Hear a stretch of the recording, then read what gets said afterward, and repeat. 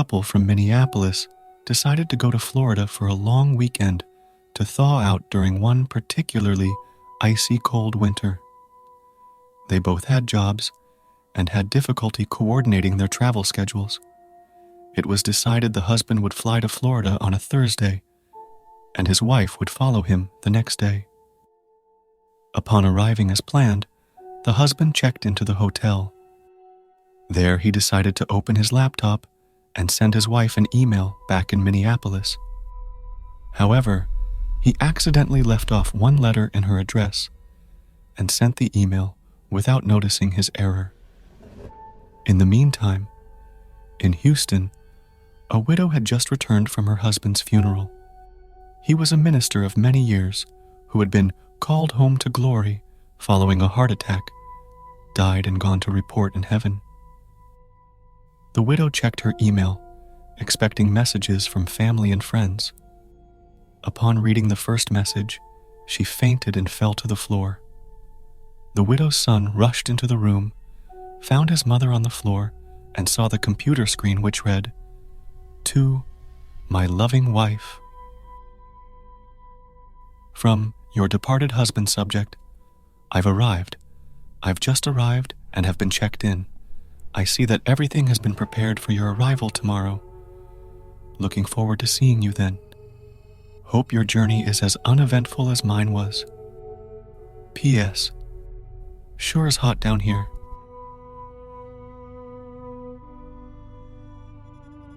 The evening air was filled with anticipation as I stood at her doorstep. Her name was Lily, and I was entranced by her from the moment we met. We had a connection that was undeniable, and I couldn't believe my luck when she agreed to a date.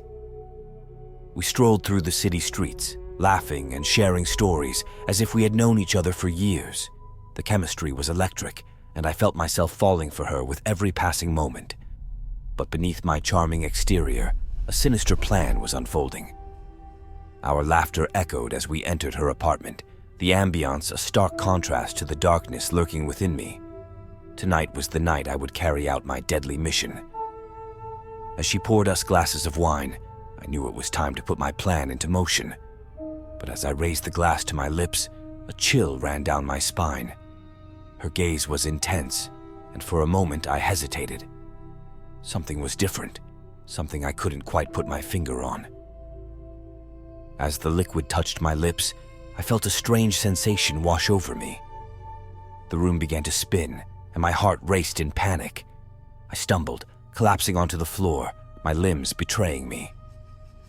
Lily stood over me, a sinister smile playing on her lips.